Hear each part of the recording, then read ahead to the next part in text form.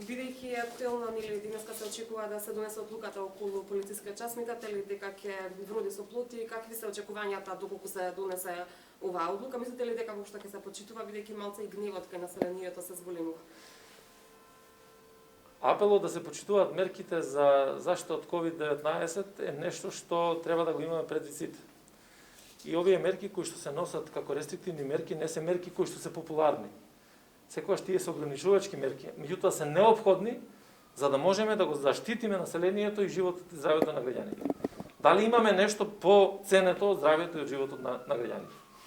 Дали во моментите кога ќе се носат вакви одлуки не мислите на бројот на починати лица кои што се од COVID-19? Дали кога ќе седиме во кафани, во ресторани и така натаму, во групирања, правење на домашни веселби и така натаму, не размислуваме дека секој од нас е потенцијална опасност за пренос на вирусот и за евентуална последица смрт. Така да, мислам дека одлуките кои што мораме да ги донесеме, никој не ги посакува. Меѓутоа, тие се резултат благодарение на однесувањето на сите нас.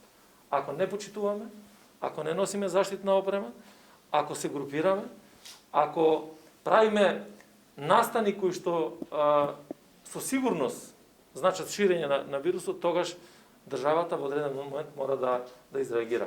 Јас не би сакал да прejudicирам, ние ќе разговараме на влада во однос на одлуката, ќе видиме која ќе биде крајната одлука, кој ќе биде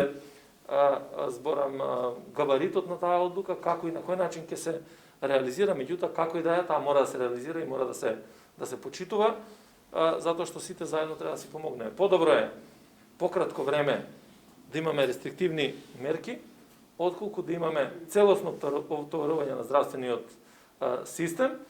И, знаете, сега, оние луѓе, граѓани кои што реагираат на носење на рестриктивните мерки и на одлуките, истите тие ќе реагираат многу повеќе во моменти кога ќе дојдеме до една широка заразеност на населението, на исполнувањето на можностите за лекување на тие лица и така натаму и така натаму. Така да, секој од нас треба да биде одговорен, апелирам уште еднаш до граѓаните, носење на заштитна опрема и почитување на сите мерки. Само тоа може да го стопира преносот на вирусот и само тоа може да ни помогне на сите нас во заштита на здравјето на населението.